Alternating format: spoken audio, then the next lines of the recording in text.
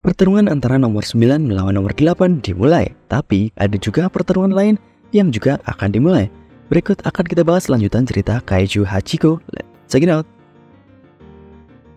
Ichikawa tergeletak setelah terkena tembakan beruntun dari nomor 9. Di sini Ichikawa tetap masih sadar dan mencoba menghentikan pendarahan yang begitu banyak. Mengetahui Ichikawa masih bisa bergerak, nomor 9 mencoba menembak Ichikawa kembali. Iharu tak membiarkan Ichikawa diserang kembali dan berbalik menembak nomor 9. Tetapi tembakan Iharu tidak ada apa-apanya bagi nomor 9.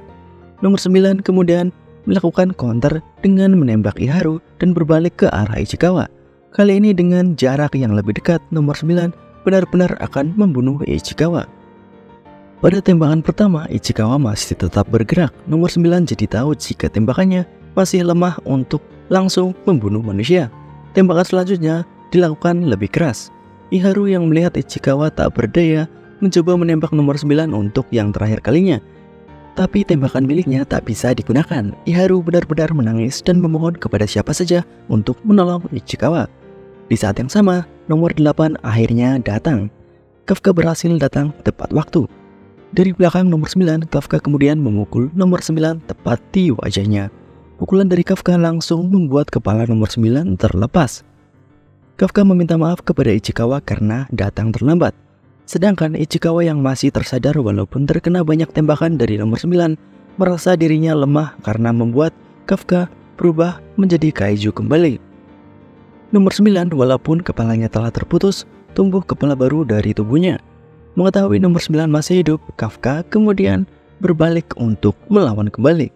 Tapi walaupun Kafka kuat, Ichikawa mempunyai perasaan buruk pada pertarungan kali ini. Tanpa memberikan aba-aba, nomor 9 langsung menembakkan 2 peluru ke arah Kafka. Peluru tersebut melukai Kafka dalam bentuk kaijunya. Melihat luka yang diterima Kafka bukan apa-apa, nomor 9 mengubah bentuk tubuh bagian belakangnya, mengeluarkan 9 tangan baru yang menembakkan peluru besar. Nomor 9 lalu menembakkan secara beruntun ke arah Kafka. Kafka dengan rawangannya bisa menghentikan semua peluru dari nomor 9. Kafka lalu bergerak cepat ke arah nomor 9 dan Kafka melancarkan pukulan beruntun dari jarak 0 meter. Nomor 9 lalu mengeluarkan tembok bangkai kaiju kembali, tapi Kafka langsung merobek tembok tersebut dan memukuli nomor 9. Tapi kali ini nomor 9 melakukan perlawanan dengan melakukan pertahanan. Di sini nomor 9 tidak kuat dengan pukulan beruntun dari Kafka walaupun sudah bertahan. Pertahanannya tertembus. Selain itu, pemulihan tubuhnya juga melambat. Nomor 9 mencoba untuk mundur, tapi tidak ada celah bagi nomor 9. Kafka juga sudah tahu di mana inti tubuh nomor 9 berada, yaitu di tulang rusuknya. Dengan pukulan yang sangat kuat, Kafka memukul nomor 9 hingga hancur. Terlihat tubuh bagian dari dalam nomor 9 dan juga inti tubuhnya. Ketika Kafka ingin mengakhiri nomor 9, para anggota pasukan pertahanan telah menemukan Kafka dan mengira Kafka lah yang merupakan musuh. Di sini nomor 9 memiliki waktu untuk bergerak dan kabur, walaupun dengan tubuhnya yang hampir hancur. Sebelum benar-benar kabur, nomor 9 menembak 2 anggota pasukan pertahanan yang baru muncul, tapi ditahan oleh Kafka. Dengan kaburnya nomor 9, Kafka juga ikut kabur dari tempat pertarungan. Kafka kabur ke tempat yang sepertinya tak terlihat oleh drone maupun pasukan pertahanan. Ternyata Kafka ditemukan oleh wakil Kapten Hoshina. Setelah pertarungan melawan nomor 9, kini Kafka dihadapkan dengan wakil Kapten Hoshina. Hoshina dengan cepat menyerang Kafka bertubi-tubi.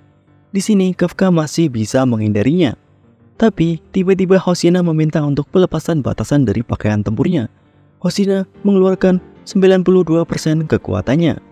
Melihat Hoshina sangat serius, Kafka tak tahu apa yang harus ia lakukan.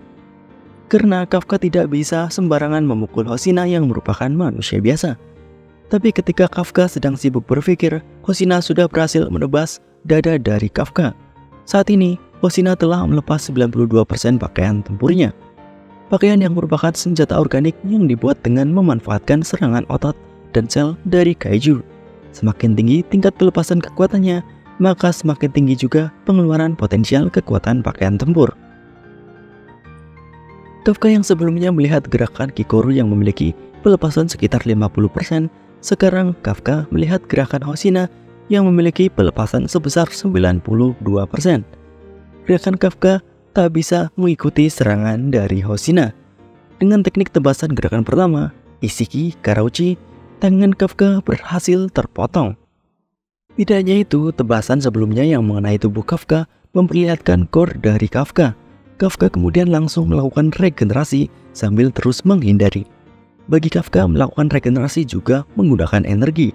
Jika terlalu sering beregenerasi, juga akan berbahaya bagi dirinya. Hosina yang merasa bahwa Kafka bisa menghindari serangan-serangannya dengan mudah, kemudian mengeluarkan salah satu tekniknya lagi. Kali ini adalah teknik Goshiki Moyauchi. Serangannya kali ini berhasil memotong kaki kiri dari Kafka. Hosina lalu melakukan serangan lanjutannya dengan menebas Kafka dari samping kiri menuju ke inti tubuh Kafka. Tapi baru sampai setengah badan, tubuh bagian yang tertebas berubah menjadi sebuah mulut yang bergerigi tajam dan menghentikan tebasan dari Hosina. Pedang di tangan kanan Hosina yang masih tertancap di tubuh Kafka. Kafka lalu memukul senjata Hosina yang berada di tangan kiri hingga patah. Hosina kemudian tak berkutik dan Kafka berhasil kabur. Hosina melaporkan kepada Kapten Minaashiro jika Kaiju nomor 8 telah berhasil kabur. Dua pertarungan yang dilakukan Kafka secara beruntun kini telah selesai. Yang pertama adalah pertarungan melawan nomor 9 dan yang kedua adalah pertarungan melawan sang wakil kapten Soshiro Hosina.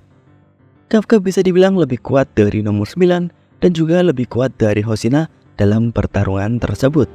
Tetapi nomor 9 masih bebas berkeliaran. Nomor 9 pasti akan kembali dan menjadi lebih kuat lagi. Namun kita tidak tahu kapan dan di mana Kaiju nomor 9 akan muncul dan menjadi musuh bagi umat manusia. Nah, bagaimana menurut kalian mengenai dua pertarungan kali ini?